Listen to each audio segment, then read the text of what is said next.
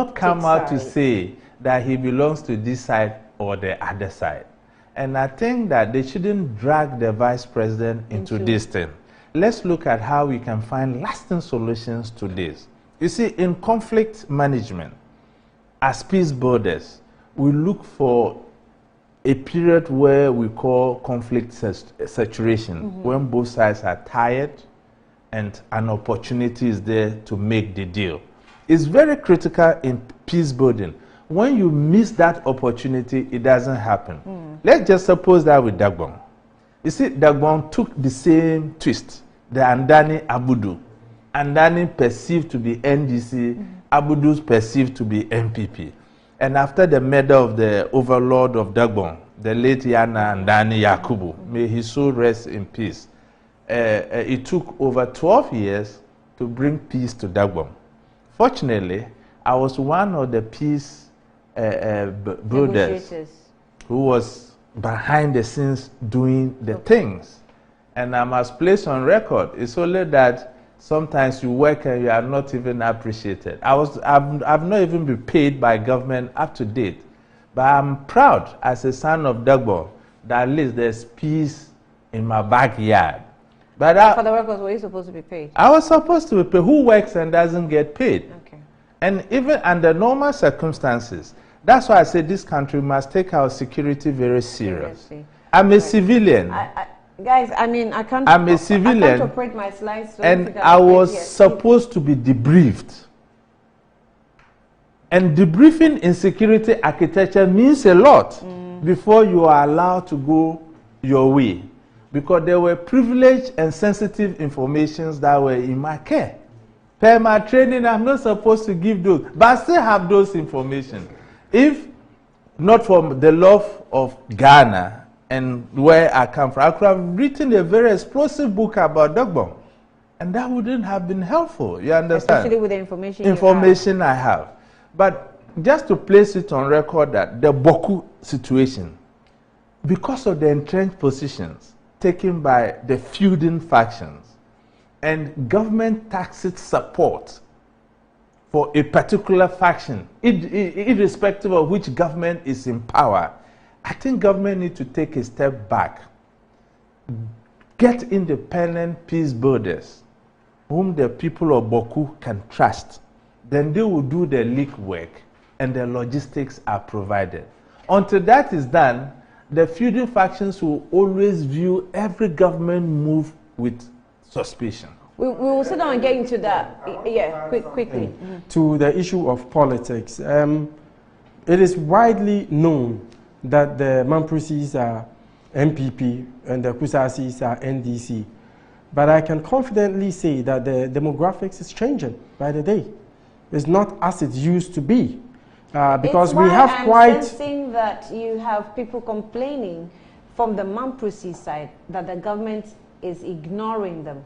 Meanwhile, they are supposed to be MPP. So that should tell you something, that things are changing on the ground. Right. Besides, we have quite a number, and the figure I have here, maybe I'm not too sure about it, about 6 Kusasi MPs serving under this government. And we've also seen quite a number of appointments of Kusasis who are so-called NDC under this government. Even the regional minister is for the Upper East region is a Kusasi. So I think it is important for our viewers to understand that it is not entirely the truth. And I know this is a contentious issue, okay, that indeed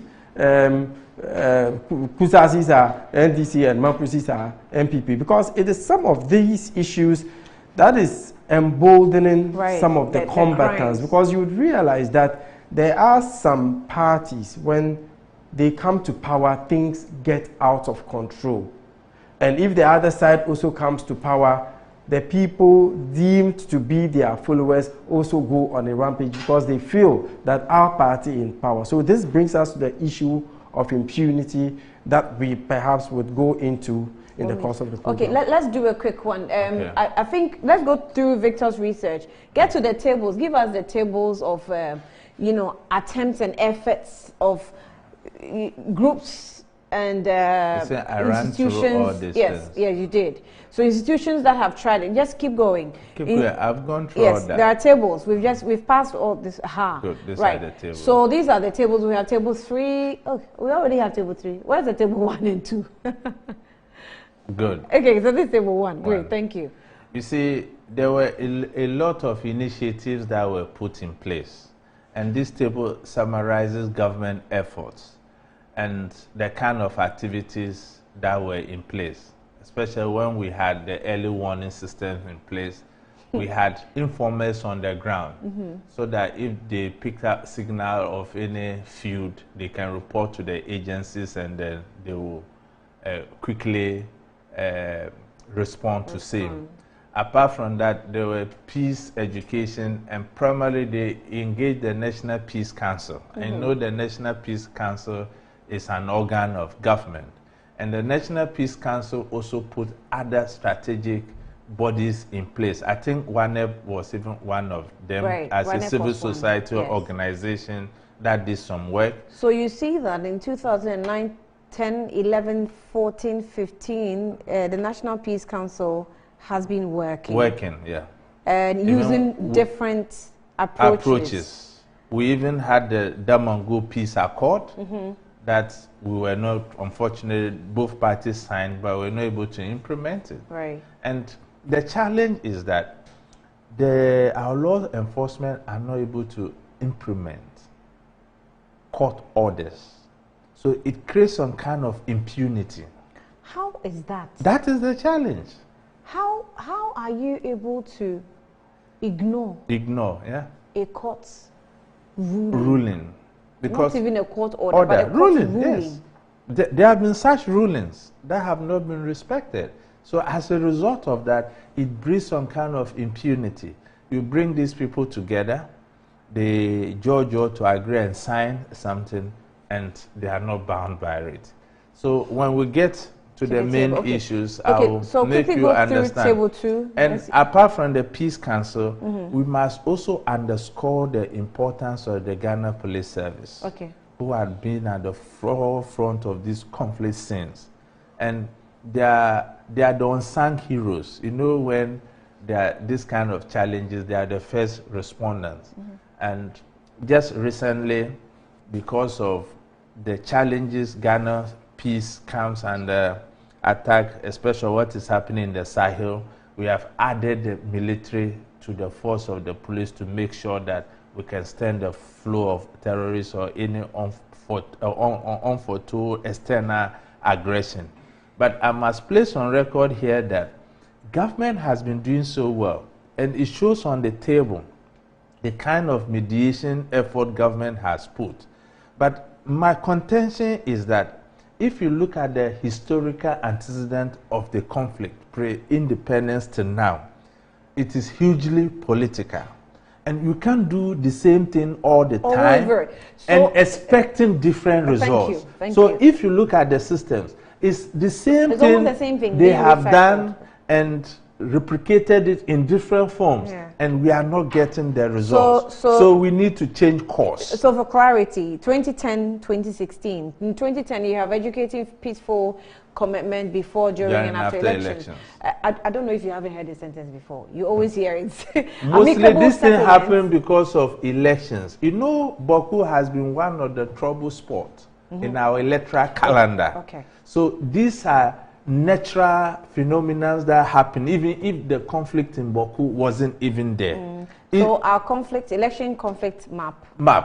Bawku is one, you understand? So you realize that most of the initiatives happen around election period, because it has been known to be a violent hotspot and stuff like that.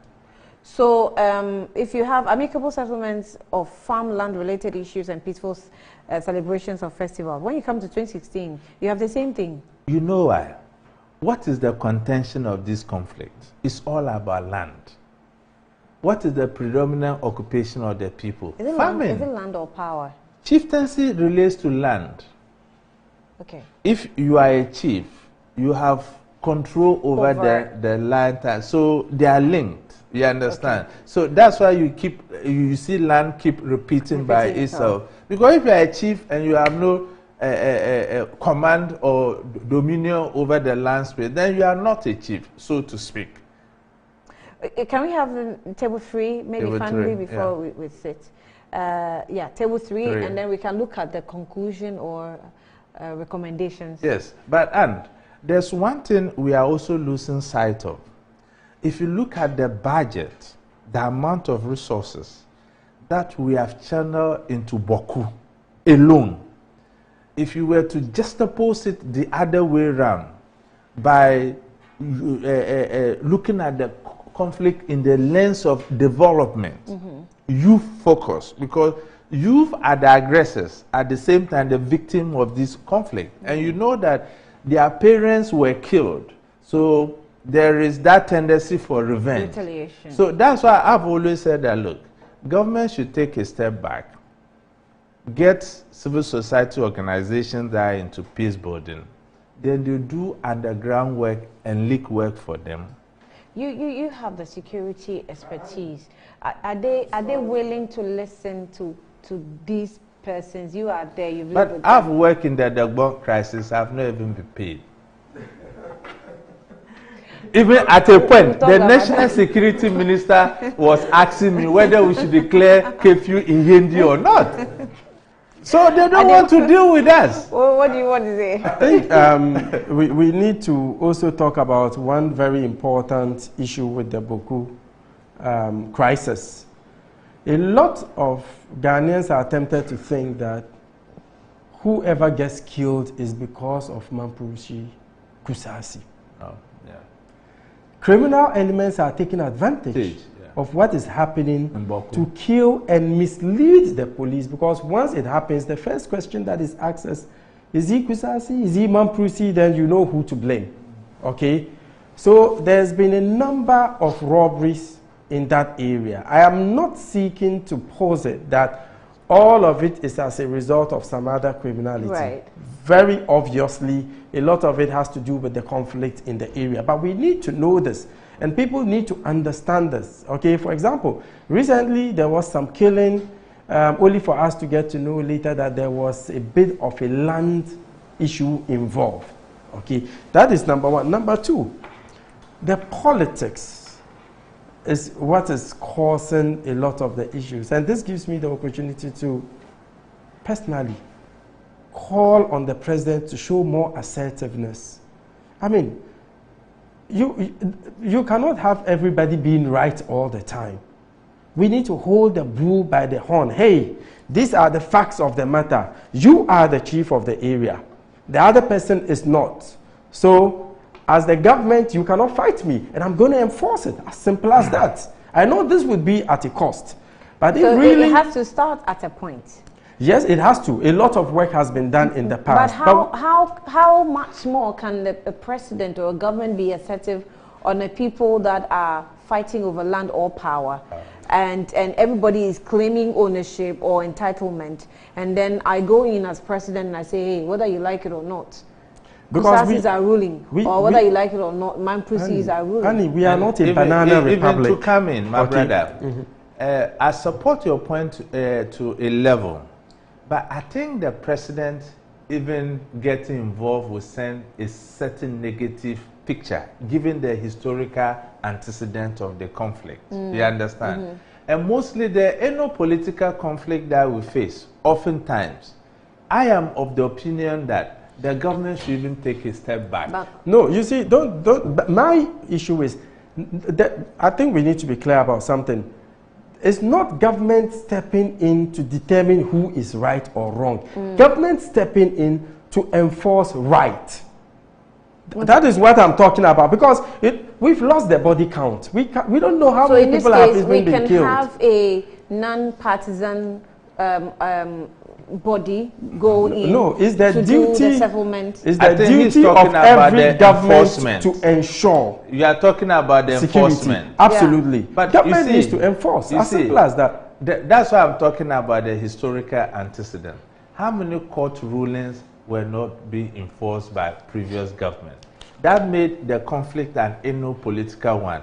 when these ethnic groups found it convenient to align with a particular political party with the anticipation that if that political party comes to power, they can ascend to the throne. It was only His Excellency President Kufuor who shied away from that. Otherwise, previous government has taken that option. Nkrumah did it. When the NLC came, they did it. When Rawlings came, PNDC, they did it. But when Kufuor came, he decided to put a stopgap measure. And from there, they have been. And it would have been a good foundation to build on. Yes. And I think when the NDC also came to power, His Excellency Evans Atome, he didn't touch the Bawku issue. John didn't touch it. Nana Akufo-Addo is not interested. His interest is finding lasting solution to Bawku, just like he did in Dagbon. So let's say then he can take the credit. So let's say from Kufuor's time, it has been abandoned. The issue itself has been abandoned. Which is wrong. And we're tackling it as and when the conflict deteriorates. Exactly. As and when it deteriorates. So at this point in time, where are we? Don't forget, Kufuor was giving up. Kufuor was handicapped. You remember it was Kufuor's time, the overlord of Dagbon was murdered. The late Andani. So it brought a mixture of things, you understand? So he decided to leave it, to let things remain as it is, thinking that the process will reset by itself. But you know, in empty spaces like this, there are conflict profiteers. You understand? In the meantime, give us the recommendations. Let's see how the nature of his recommendations. You said conflict profiteers. Yes. In the Dagbon situation, we had people. No, I think the last slide. We had people who were not interested in peace in Dagbon, because as long as there was insecurity in Dagbon, that was where their bread was buttered. You understand? It's so funny. It's so funny. Until you get in there, you understand. So people are so mean and greedy that as far as they benefit, they don't care about the overall benefit of the community. And we have the same things in Bawku. How are they benefiting? Some benefit politically, today, for example. The hotheads are unfortunately the educated ones. The hotheads? The hotheads. Oh, okay. Unfortunately the educated ones. What's called weapons?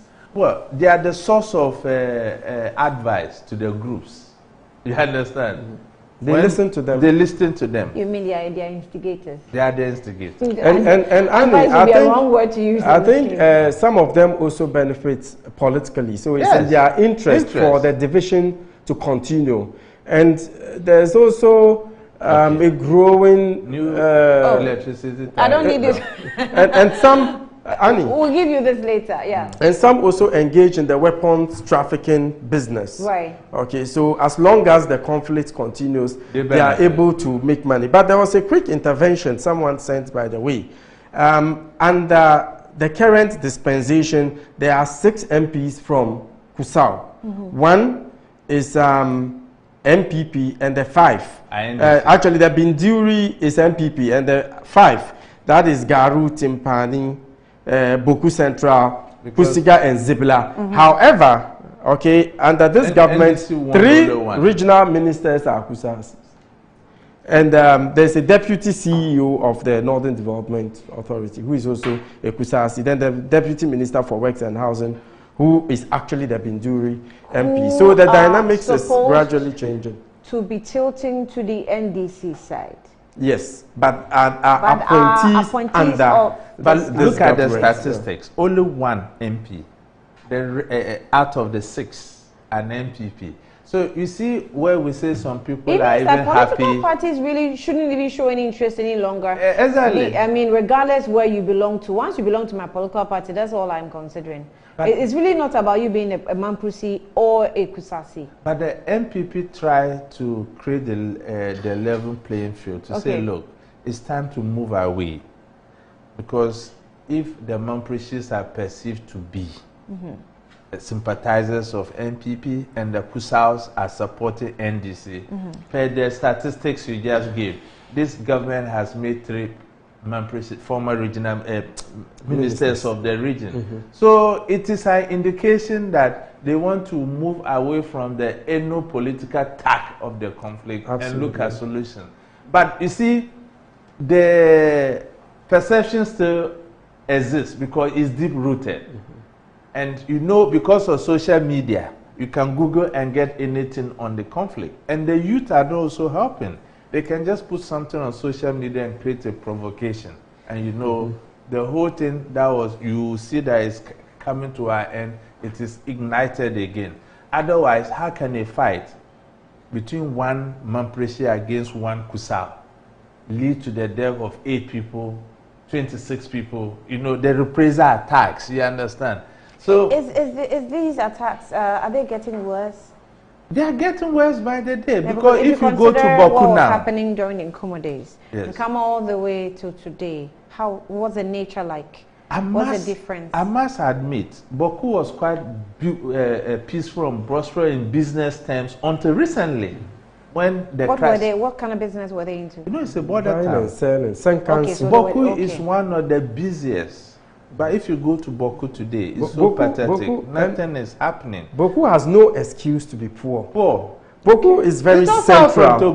From Burkina Faso. Because of its closeness I was trying to get the conclusion. I think we can sit and... I think your slides have... I mean, the slides is not really giving me much. So I think because of Bawku's closeness to Togo, to the east, and Burkina Faso to the north.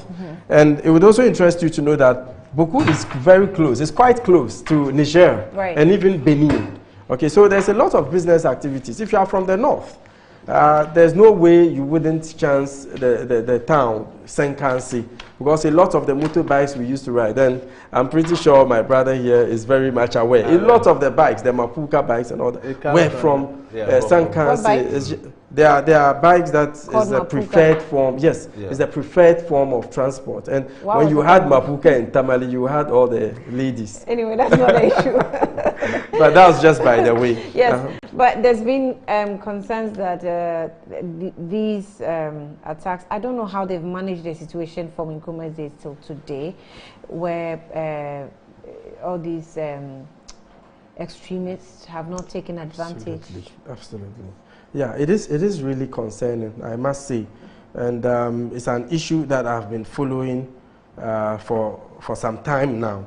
And one of the terrorist groups we really need to look out for in the area is Janim, Jamaat Nusra Islami wal Muslimi.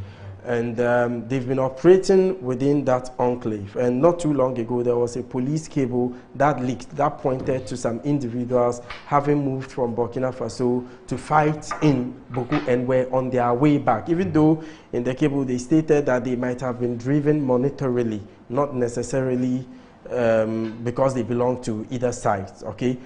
And just a few months ago, we had another national security document that leaked, that pointed to some movements within that area. So the possibility that these groups will take advantage of what is going on to establish a foothold. Mind you, these groups were able to establish footholds in Ivory Coast, in Burkina Faso, in Togo, at areas where it was peaceful.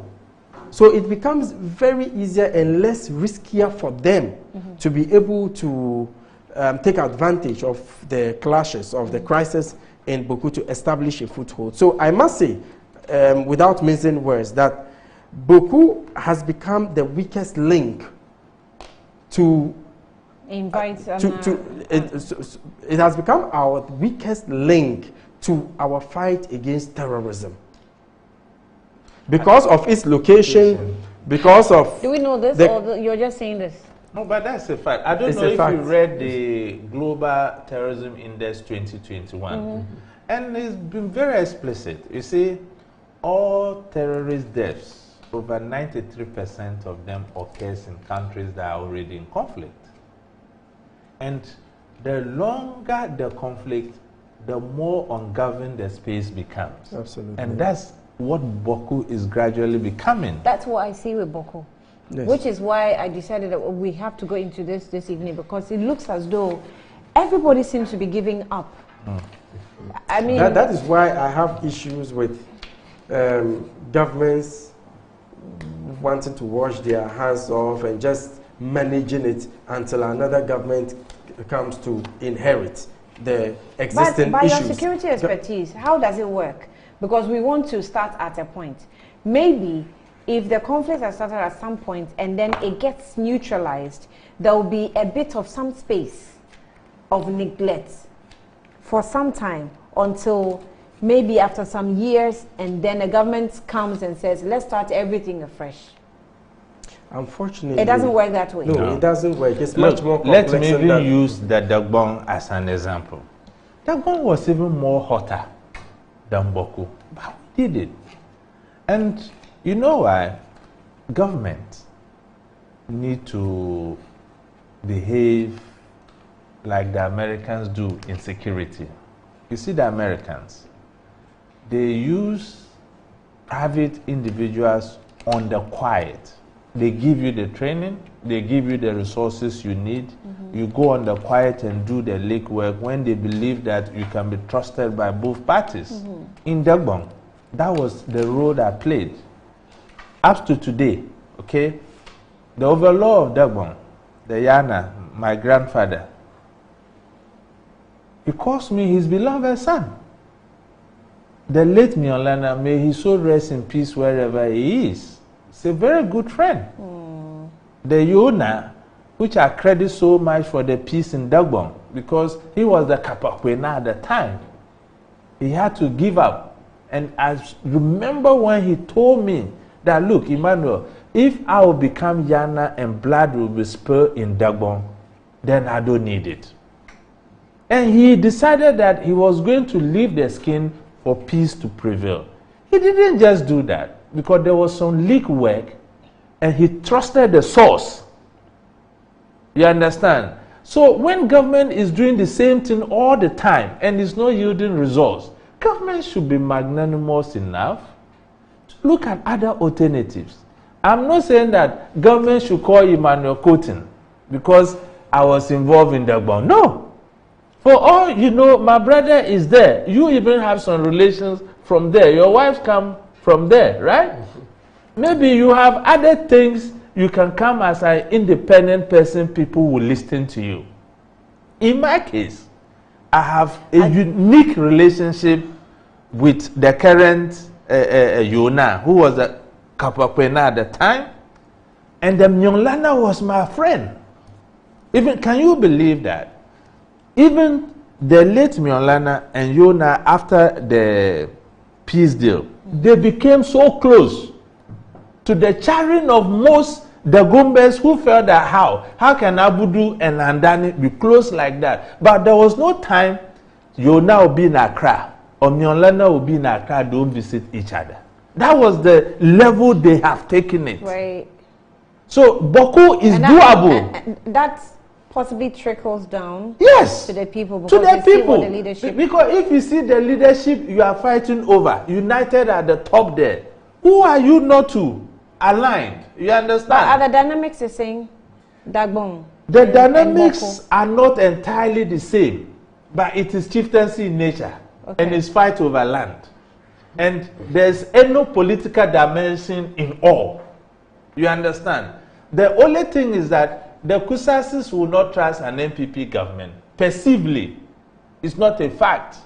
The Mampreshis will not trust an NDC government. Also perceivably, not a fact. So in the circumstances, what do? You get a go-between whom both ethnic group can trust. You understand? And the foundations are laid.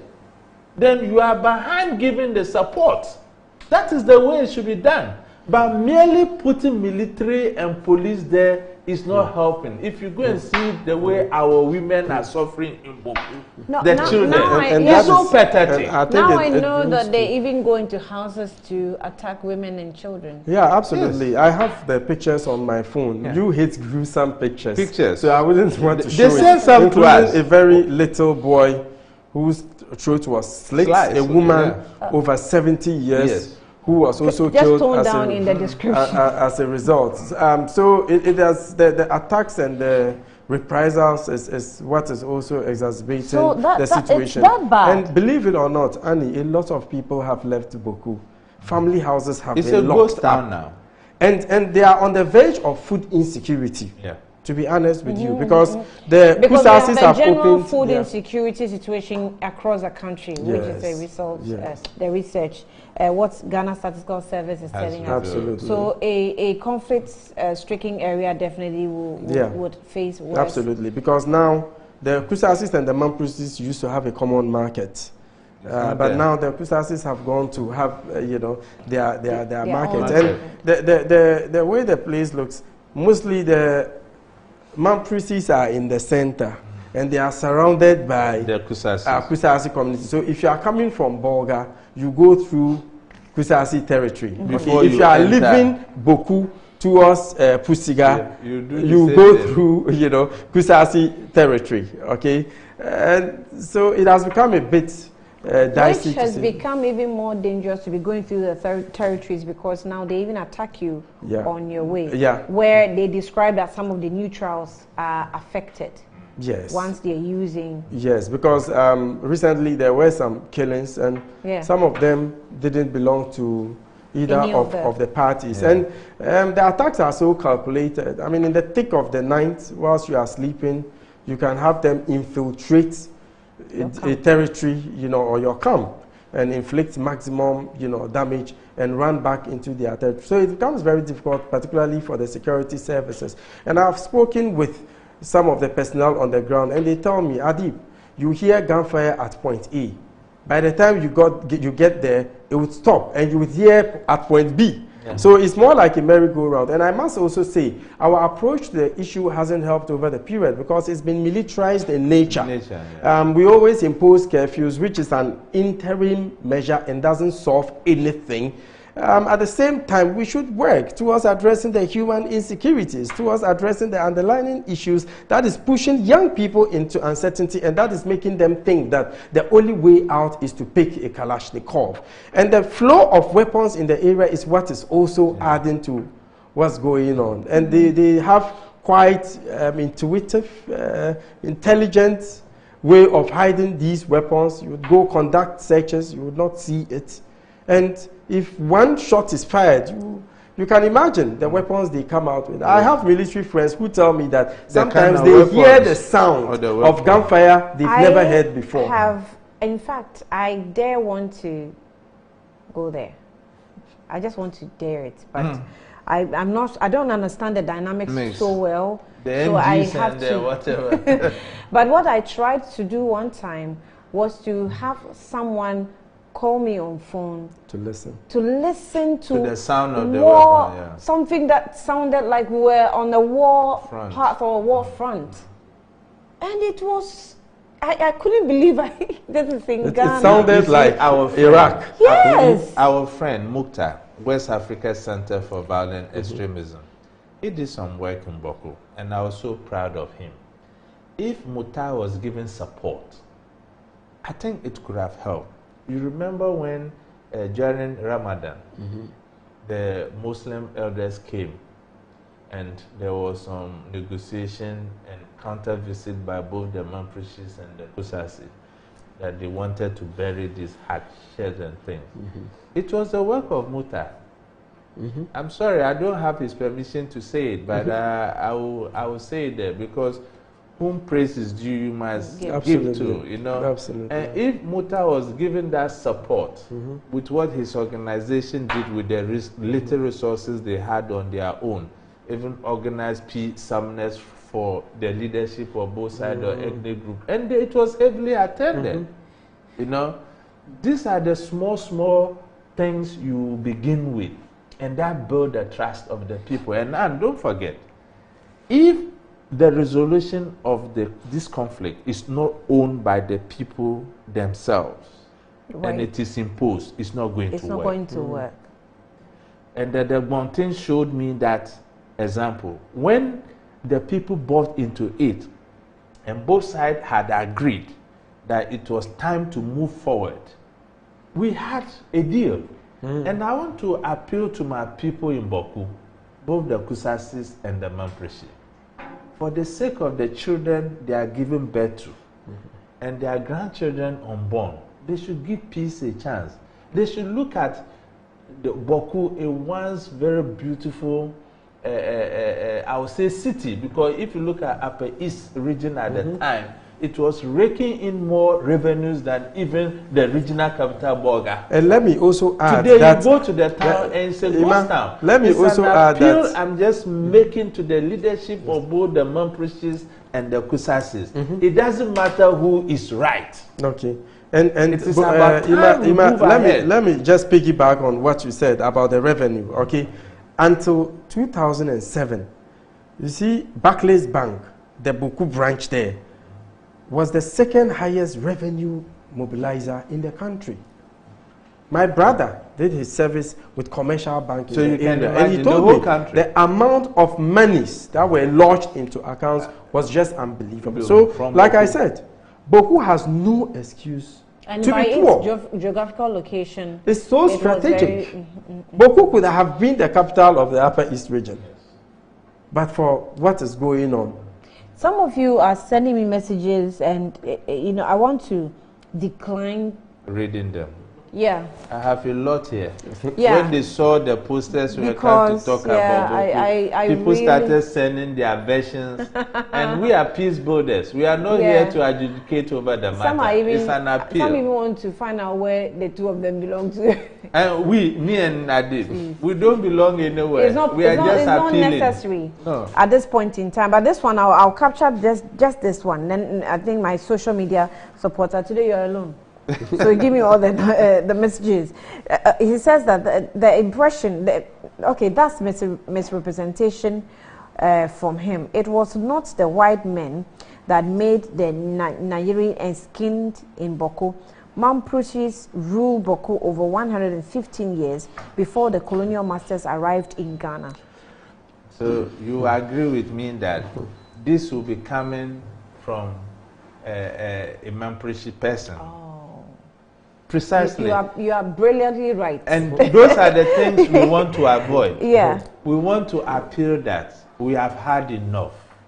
Let's give peace the opportunity. Let's give peace the chance. That's why I wore white to this program.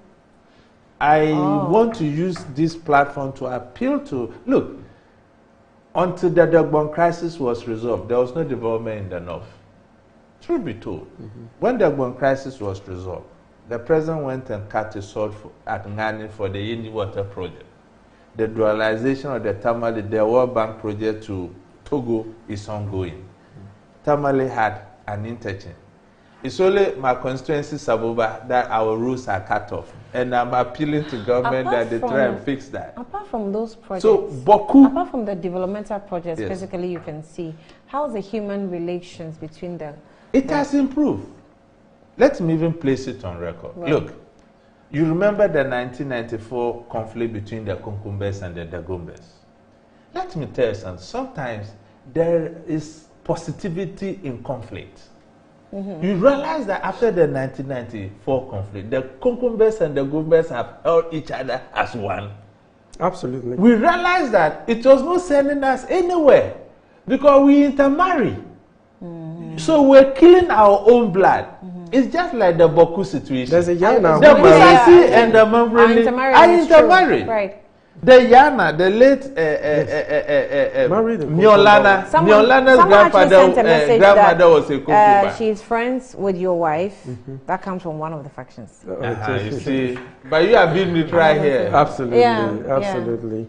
And there's one more thing, okay?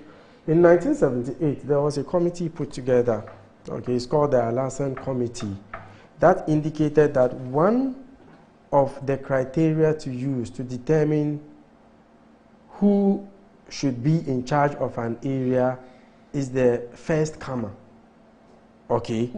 But it's almost impossible to tell who the first comer is. For example, in 1948, when the State of Israel was formed, the Arabs complained over the fact that they are living here and the British decided to take their lands, give it to the Israelis. But the Israelis also say that during the time of the prophets, they were there.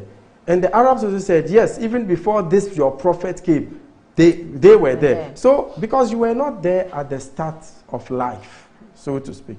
So it becomes very difficult. So if we are going to go by occupying a part of the land, and then the other faction was also occupying another part of the land, you wouldn't even know. You see, and because we all came from somewhere, okay, so it will be almost impossible to determine who occupied a certain area first. Okay, so if we are going to go by it, trust me, we would never find a lasting solution to what is going on in Bawku. And I must also state, for the records, that it is in the interest of indigents of Bawku to ensure that there's peace. All the young men, almost all the young men have fled the area. Yeah. They fled the area to bigger cities. Okay, like you rightly mentioned, it's a ghost town. Family houses have been locked. There's nobody in those houses. Business activities. Someone sent me a video of Bawku Township just yesterday. It looked like a zombie apocalypse. Almost no individual in the streets. That is supposed to be rush hour.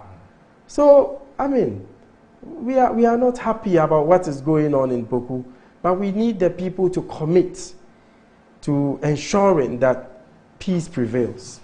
So you all know the Deputy Minister for Roads and Member of Parliament for Pru West, Stephen Jalula. Yeah. He says thank you very much. He's watching both of you.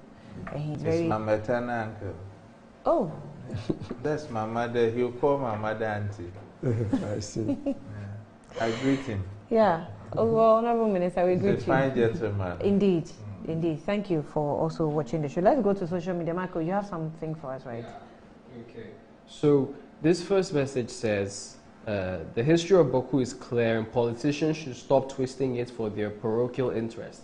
Before I say anything, Nagbewa, the ancestor of Mamprusi, Dangombas, Moshi, Nanumba, and Wala in Upper West, is the owner of all the lands in northern Ghana, except that of the Gonja Kingdom. Nagbewa gave birth to Tohagu, who founded the Mamprugu Kingdom. His second son, Sitobu, founded the Dagomba Kingdom. Matambo founded the Nanumba Kingdom, etc. Nagbewa died in Pusiga, and after his death, the children relocated to Mamprugu, Dagbon, etc. Pusiga is ruled by Mamprusi descendants today.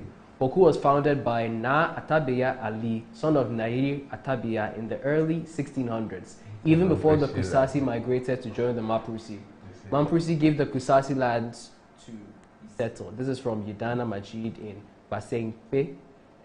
This is from... From where? Basengpe? Yes. What's that? This says... in the north? Oh, okay. Okay. Great. All right, this says, 4 people were killed on Sunday's night, 2 women, age 66, a man 54 years old, and a 4-year-old boy. This says, good evening to you, our cherished viewers. My name is Chief Yusuf Abdullahi. I want to use this opportunity to educate Ghana at last about Gatanga, Bongo, Tongo, Zwango, Sakote, and Nangodi are all sons of Nairi, the current chief of these areas, are all skinned by the Nairi and some parts of Burkina Faso and Togo, including Bawku.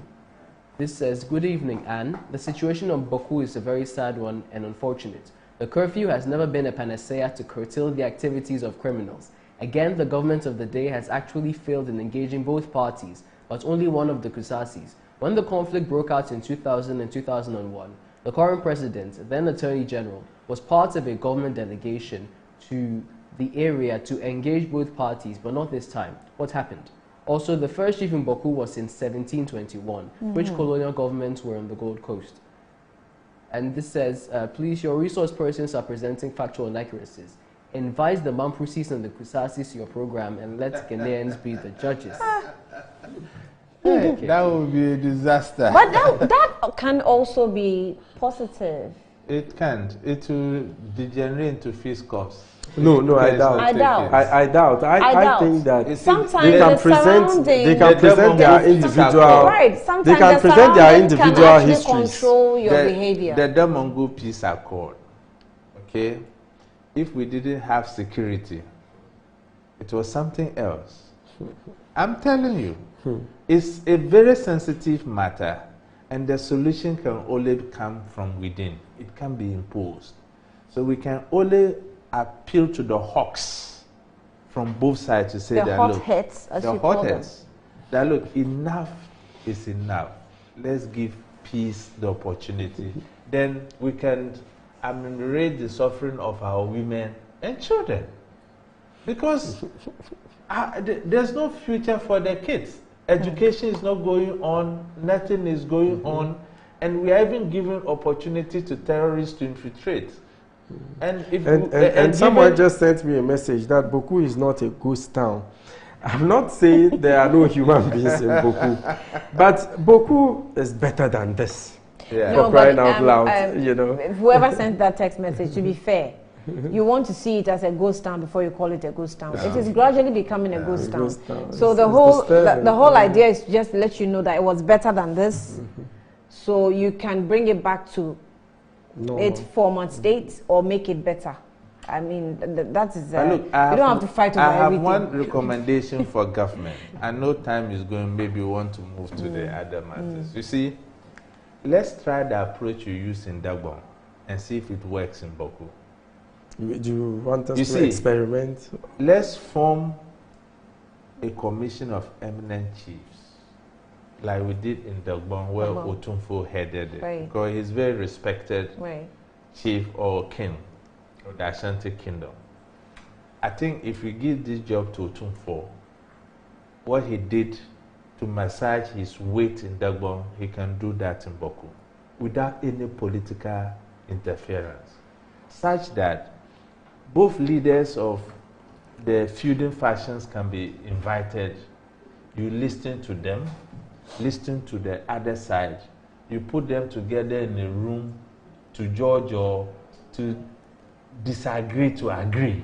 You understand? When that is inborn and they feel that they own it and there's a handshake from there, the commission should be given the powers of a high court. Then that decision becomes binding on both parties. And this time, we put politics aside and enforce the ruling of that committee. However, there must be retributions. People who have lost what should be adequately compensated. Because if compensation is not adequately given, that anger is still there. It's part of a security resolution process. Yes. Don't forget, people lost their livelihoods, their businesses, their families. A whole generation of families are even wiped out. Unfortunately, in some of these disturbances. But there has been a committee of eminent chiefs before. No, in the past. If you look at, I'm talking about the elevation. I'm talking about the elevation to the state of a court or high court. But let's not forget that the Kusasis say that there is a court ruling that legitimizes Abu Grago as the Bawku Naba. And the Mamprisis, on the other hand, say, show us, because according to them, it was to fight PNDC law 75. Okay, which later they realized was repealed by Act, you know, is it 516 sort of? Okay, basically it was repealed by the new constitution that was in place. So they said, okay, now our attention has been drawn to that fact. Okay, we are no longer interested in it. It was the NLC that repealed that. And it was for political reasons. So guess what? So someone says, came. This is on social media. He says that, what do you mean Otunfo when the Nairi is still alive? No way. That's the problem. So you see, without any disrespect to the Nairi, the Nairi is a Mampresi. And this is a misunderstanding between the Kusasi and the Mampresis. So on what basis can Nairi be an independent educator? Let's be honest. Look, I respect the Nairi a lot. I'm a Northerner, I understand the tradition. You understand? The respect I give to any chief, if I see the Nairi, I have to lie flat. Right. Per the custom. So I have not disrespected the Nairi. I'm looking at how we can all play our individual role to bring lasting peace to Bawku. Right. Michael, I think you had a few, we have to wrap up, but then give me a few, 2 or 3, let's go. Okay, so This is from Kotokotia. He says politicians like Kwame Nkrumah are to blame for all these issues in Bawku. Truth is that Bawku has long been under the reign of the Nyairi until Kwame Nkrumah really intruded and disrupted the long peace. And Ibn Imoro replies by saying, truth actually hurts but heals. Now, Fatih Moses echoes this. He says, Nkrumah was arrogating power on himself. His decision not to allow divergent opinions and development to ban publication, not consistent with his party ideology. So he dismantled of the provisions of the independent constitution intended to restrain executive power as related to regional assemblies, houses of chiefs, and amendment of certain clauses of the constitution. The Political History of Ghana book title between 1950 by Dr. Ober Samwa, that the causes of chieftaincy disputes in Bawku were because sorry, this message is not properly worded. Okay, this one says from Gidana Majid. He says 13 Mamprisi chiefs ruled Bawku till Nkrumah became president and removed the 13th Bawku Na as chief. This was the starting point of the fight. Nkrumah, after removing the chief, installed a younger man, Azuka, as chief. Azuka is not a Kusasi, but a pure Yanga, but Nkrumah forcefully made him a Kusasi. When the NLM took over power, they reversed all Nkrumah's wrong decisions and took it back to the normal state, making a Mamprisi a chief. 14 chiefs of Bawku are all Mamprisi, until politicians remove their hands and let the National House of Chiefs take control and solve it. Bawku will be Afghanistan soon. All those fueling the Bawku fighting perceived to be Kusasi are not pure Kusasi. Mahama Ayaraga is not a pure Kusasi. His father is a Frafra and the mother Mamprisi. Stephen Yakubu is a Kasena. Until all these politicians are removed, Bawku will not rest. Okay. Okay. Someone who is not... we are peace makers, you know. Yeah, I'm sure that escaped you. It's not even... I mean, to even sit on TV and question somebody's tribal, whatever, I think it's wrong. So apologies to Mahama Ayaraga. It has already been read, so apologies to you. Yeah. So I think we can go all the way to 12 midnight, but I'm telling you, we have another interview coming up. So let's wrap up. Yes, we have an issue with Aisha Huang. My goodness. My time is almost up, but I have Honorable Abednego Bandem coming through, and he's a member of Parliament for Bungrungu Northern East. Northeast, yes. He will come through because he's made some comments about Ghana Card. He's given us a whole statement, about 2 pages. We want to go through that also before we wrap up. But let me give you just about 2 minutes each, if we can say something about Aisha Huang, because it was one of the topics. But Bawku is obviously a very big... Wow. So when I first heard the news about Aisha, to be honest, Annie, I thought it was fake news. I had to double check because I had a number of media houses getting in touch with me, only for me to get to know that, yes, indeed, this same individual is back in town. And I think that her ability to outsmart all of the security agencies that are supposed to ensure that we are safe, from the GIS to customs to the military, the police, even national security, come into the country. Outsmarting? Obviously, her ability to come in. And I'm going there. Yes, that's the word I want to use. I don't think it's outsmarting. I just think that she has gone into agreement with somebody, something, and she's just having the security services are supposed to ward off such individuals. So if they are not able to ward off the individual, it can only mean one thing. That individual outsmarted them. And that is a serious indictment on the security architecture of the state. Remember, recently I spoke about over 200 Ghanaians recruited by terrorist groups.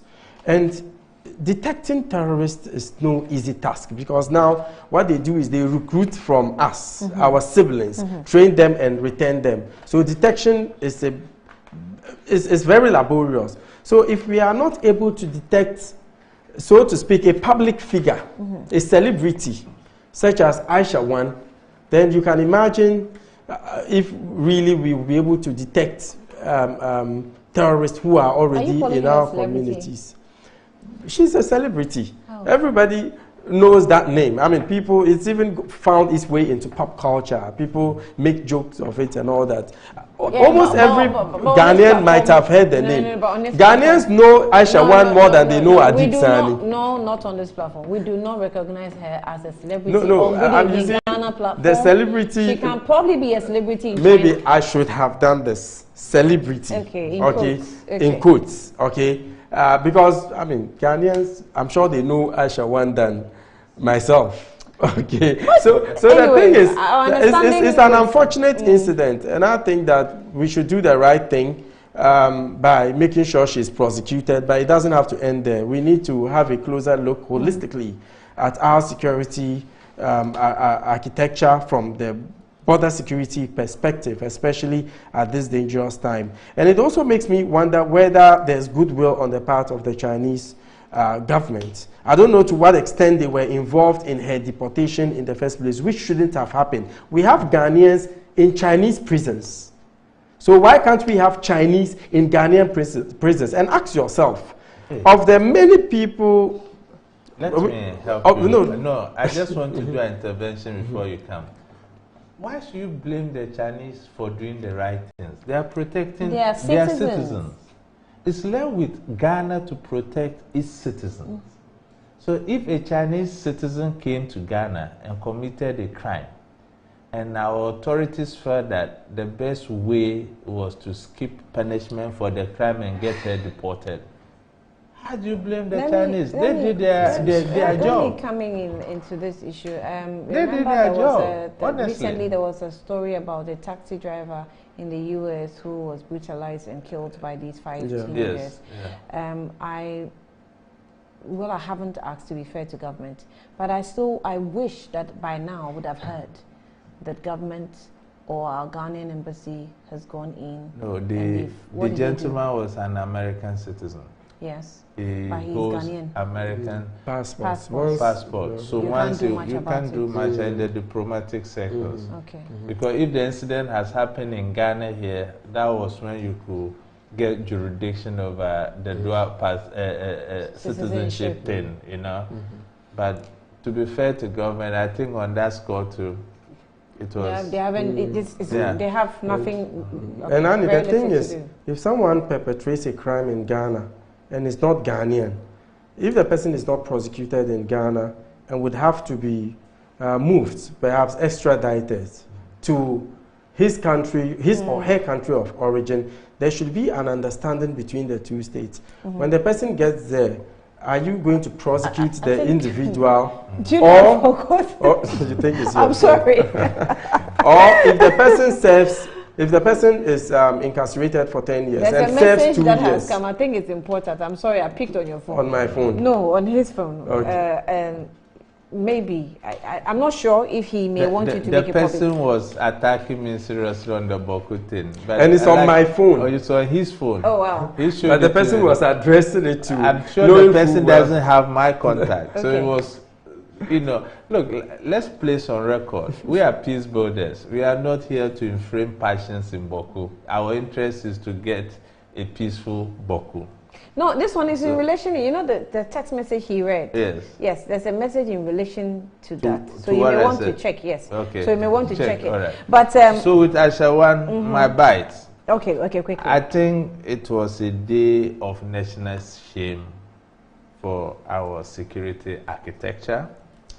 And in diplomatic circles, I know a lot of countries will make mockery of Ghana. Because given the crime this lady was alleged to have committed, right? That it became a diplomatic tussle that she had to be deported for the fact that we're expecting some $3 billion from China, money that didn't even come. I was expecting that there should have been some arrangement between the government of Ghana and that of the Chinese government so that she can duly serve her time in China, such that whatever diplomatic thing that was ongoing, it is, you know. But I have some few questions. You see, we are in a constitutional democracy, and our institutions have to be responsive to the needs of our people. I'm just wondering why immigration as an institution have treated Ghanaians with contempt. Because Ghanaians need to know. how this girl got into the country. If it was a proper functioning democracy, these institutions would have been holding press conferences to assure Ghanaians that they are on top of their issue. Maybe it's one of the lapses that happened. But as usual, we don't get these things. Right. And I think the Immigration Service is treating the Ghanaian people with contempt. And you see, it falls back to the 1992 Constitution. I think we need to review the 1992 Constitution. In fact, it has not helped many of our discourses. There's too much power concentrated in the hands of one individual.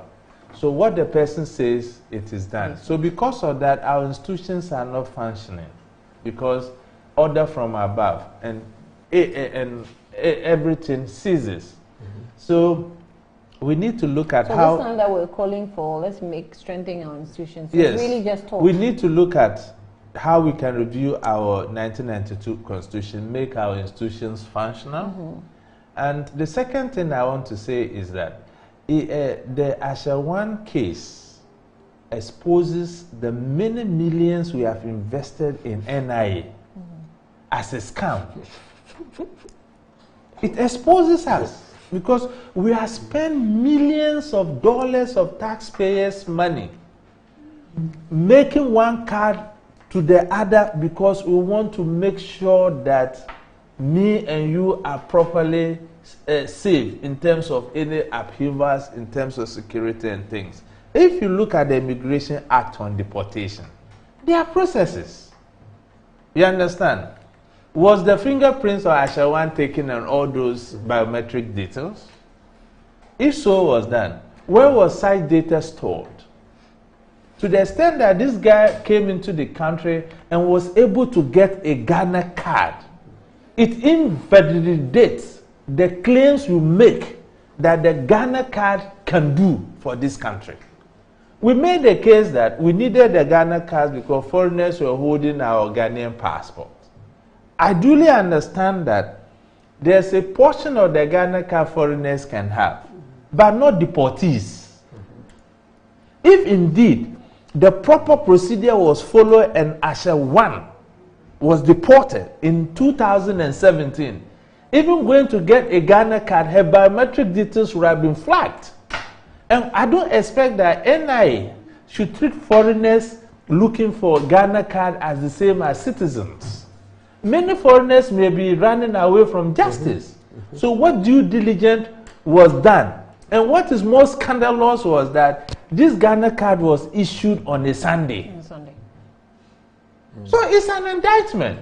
So the claim we make about the NIA to the extent that I want to use it as the means of, in place of the passport and things, it comes to a nullity. If Aisha Huang can do that, it means that we have thousands of people who have made their way and they are holding this Ghana card. So it has brought nothing, so to speak. Okay. Check that message and let's see if it's okay for you to and I think you need to look at this message. If not, let me just so to conclude on Aisha Huang, to conclude on Aisha Huang, Gabi Ochridaku made a statement that I think that statement is an insult to the sensibilities of Ghanaians, to say the least, because you mean when he said even in the US? Yes, it's an insult. You can't compare apples and mangoes here. This is a deportee, for Christ's sake. And this is a serious national security matter. So, you see, some people are privileged. And we shouldn't forget our past.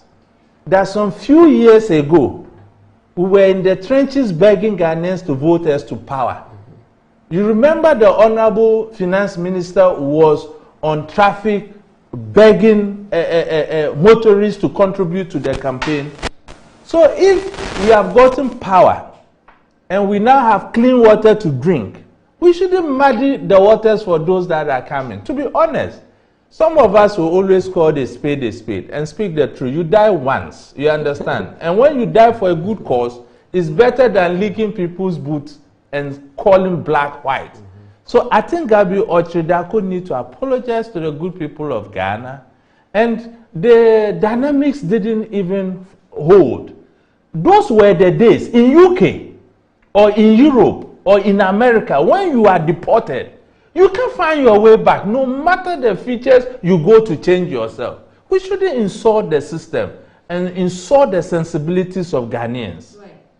So, do you think I should read this? No, you don't have to mention the name, but you have to mention the message. Yes. So I think earlier on, it's important to just put it on record. Earlier on, there was a message that was read, mentioned Mahama Yariga. As a young guy, not a Kusasi. I don't even understand what all that means. We did, yes. So we need to apologize to Mahama Yariga. Those who come from there understand. He himself understands. Yeah. So it didn't go down well with him.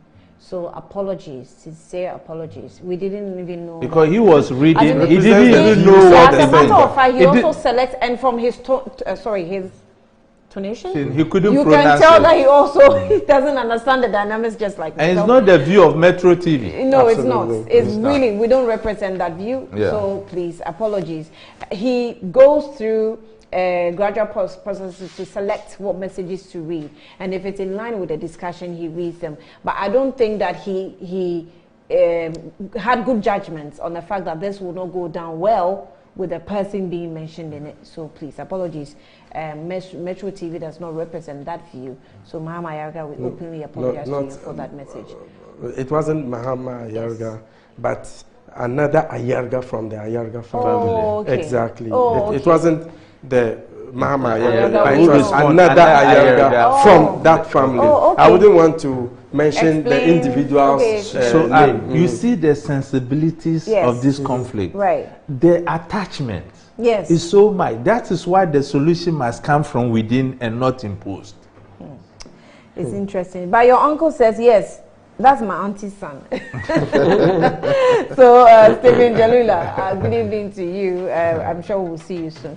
Thank you, gentlemen. Right. I have to run so that I will allow the Member of Parliament to also come into the studio to come and tell us something small about what the statement he's released on, we are talking Ghana card, right? But this time is on your SIM registration. Yes, so we'll be back shortly to have that interview.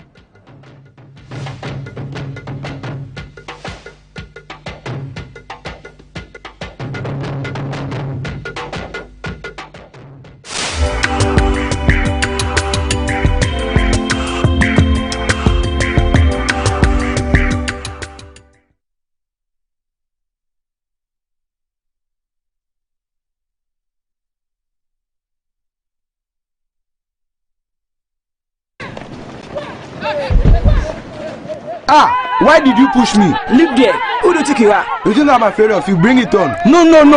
The two of you, I challenge you to an arm wrestling contest to settle this right now.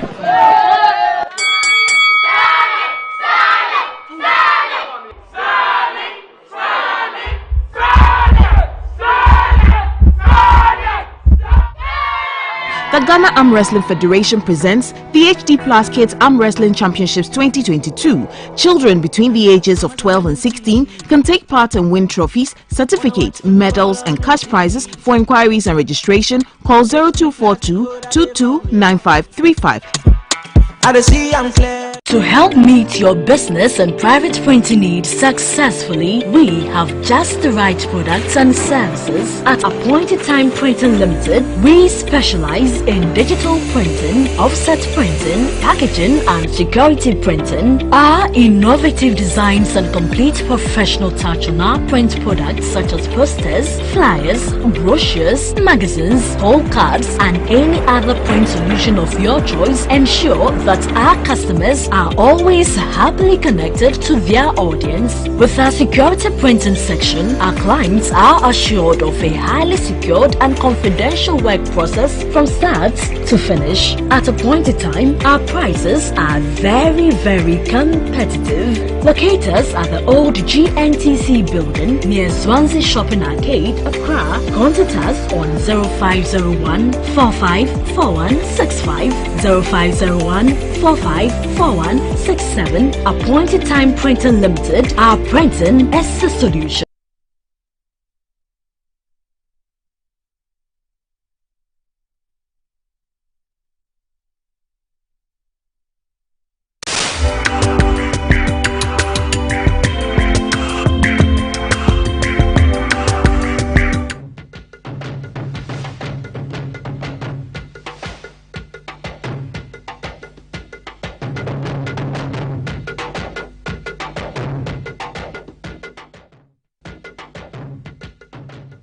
Welcome back.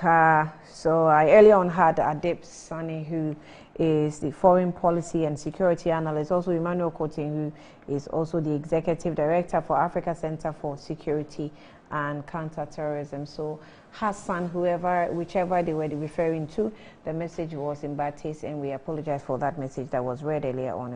It's not really what Metro TV represents, so pardon us for that. It was just a slip. Now, let's get into the second bit of the conversation, and that has to do with you having a responsibility to re-register your SIM card. How many SIM cards? Some of you have 15 SIM cards, 10 SIM cards, 20 SIM cards. You have a responsibility of re-registering it, according to the Communications Ministry, also supported by the NCA. The NCA has already given us notification that it's going to give us, is going to start punishing Ghanaians who are refusing to register their SIM, and they have explained how it's going to go. So maybe you make a phone call, and the phone call is going to be landing somewhere, and they'll give you a message why you cannot go through and all that. So those are all punitive measures that's being taken by the NCA because you have not, or you have failed to register your card, your SIM card. Now we have a statement that late this afternoon came from a Member of Parliament, Honorable Abednego Bandim. He is Member of Parliament for Bumbrugu Northeast. So the Honorable Member has joined me on the platform. You're welcome. Thank you. Thank you for the very short notice, but you agreed to come.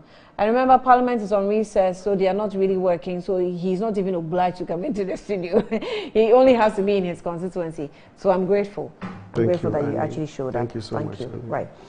Now, if I can have the statement, if you can just put the statement on the screen. Okay, it is. The statement is on the screen. So it reads, the heading says that National Communications Authority, NCA, must immediately withdraw the draconian punitive measures on SIM card re-registration and cease being a rubber stamp regulator. And this was written Monday, September 5, 2022. The National Communications Authority, NCA, must immediately withdraw its recently announced draconian punitive measures on SIM card registration and cease being rubber stamp regulator in the communications industry. Quite clearly, the inability of the NCA to assert its mandate is partly to blame for the current mess with the SIM card re-registration exercise.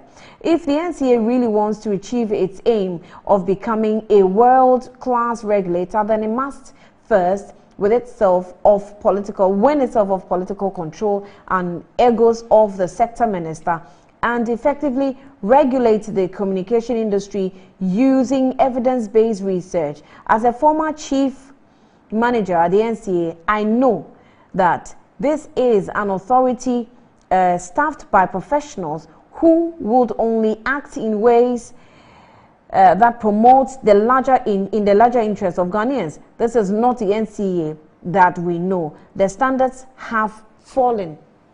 I'll leave it there because it's a two-page statement. What standards did you have then when you were there, and how has it fallen? Indeed, good evening once again, and good evening to your viewers and listeners.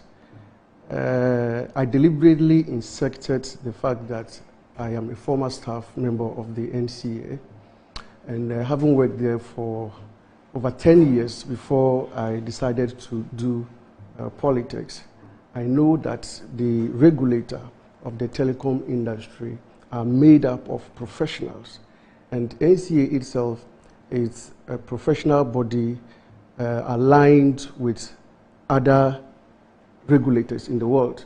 It's a member of the ITU, International Telecommunications Union, and its core mandate is to, regulate the industry with standards that are being outlined by the international body. Then, of course, advise the Ministry of Communications on some of these policies. It takes policy measures or implementation from the communications ministry. But what we have seen over the last few years under the leadership of the current minister, the Honorable Ursula Owusu, is one of a dictator where the NCA acts only when the minister says so. We don't see the regulator now involved in research. I used to work with the Consumer and Corporate Affairs Department. Before a policy like the SIM card registration exercise will be rolled out, we send people out there to engage stakeholders. The NCA will invite all these stakeholders. We would have invited NIA, would have invited the telecos and the chamber to sit and look at the policy that we are going to implement. We come out with those measures and begin to do a public relation activities ahead of time, preparing people's minds about the SIM card registration. We have done it before. I was there when we did the first SIM card registration, when a law was passed in 2011, specifically for SIM card registration exercise. And there is an LI which was passed in 2011, LI 2006, LI 2006, specifically for SIM card registration, outlining about 4 national IDs or 5 national IDs to be used for the SIM card registration.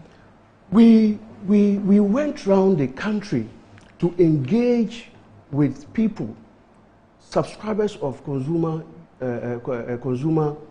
services. We went to the market areas, we went to the churches, we went to the mosque, we went and had debates at local communities and engaged with them, educated them to understand why there was the need for them to register their SIM cards and what the requirements were. This time, nothing of that has happened. All of a sudden, the minister has ignored the LI on SIM card registration, and she is relying solely on the NIA LI, which is LI 2111.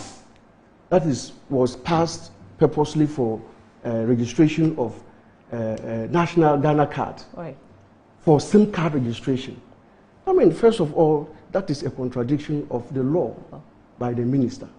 The ACA, as a regulator, should be able to advise the minister that there is a violation of the law that was passed solely to register SIM card. They haven't done that. They are only dancing to the tune of the minister.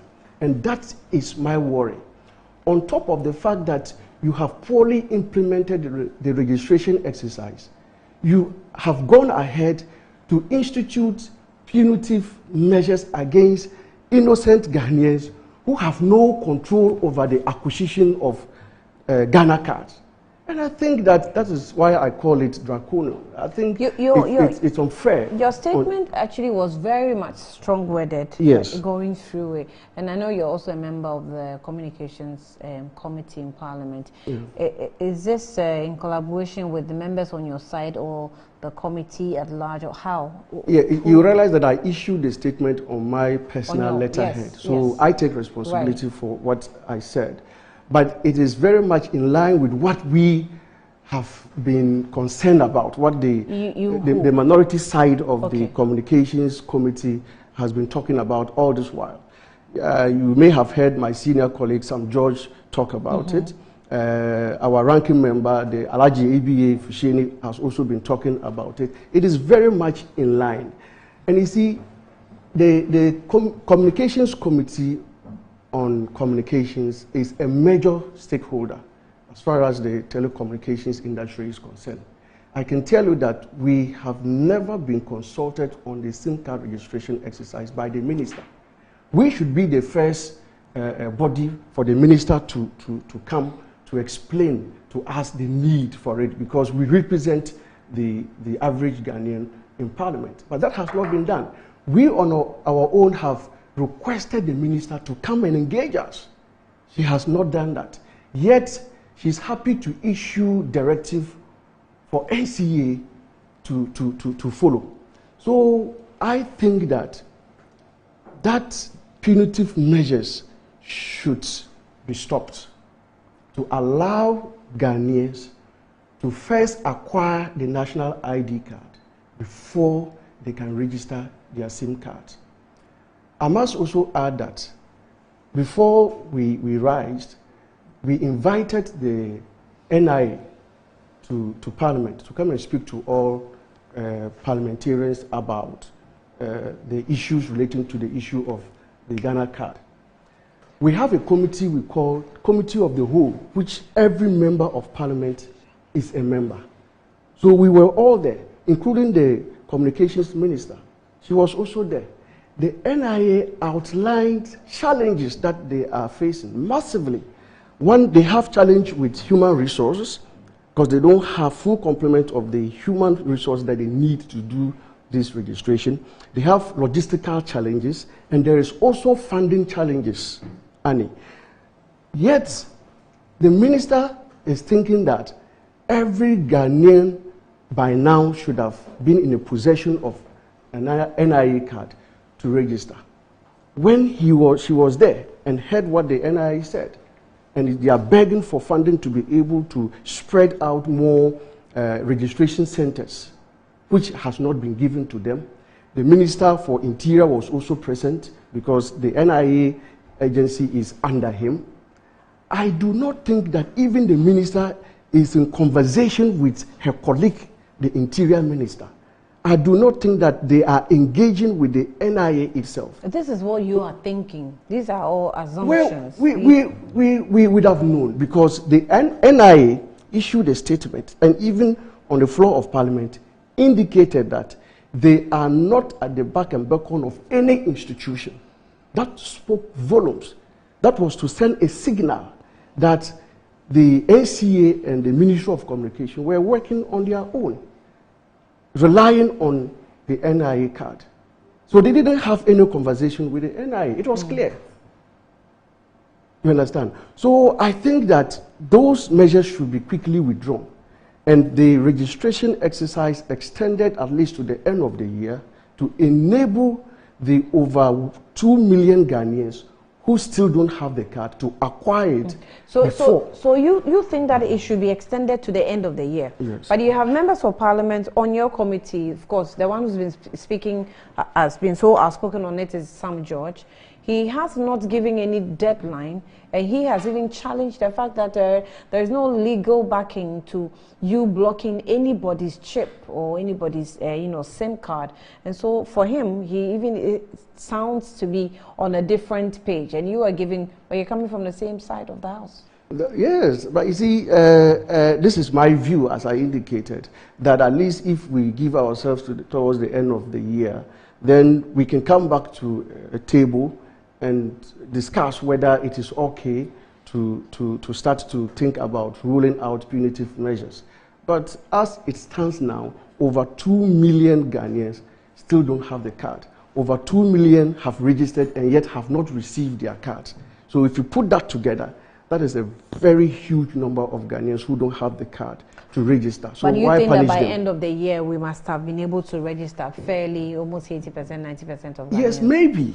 We've had Ken Ashigbe, who is a chief executive of the Ghana Chamber of Telecom. Yeah. He has indicated that the minister has no interest of blocking anybody's chip, because once you have your chip, it even benefits the government. Of course, remember that we're paying e-levy through the same SIM cards, and so it's not in the minister's interest to disenfranchise everyone.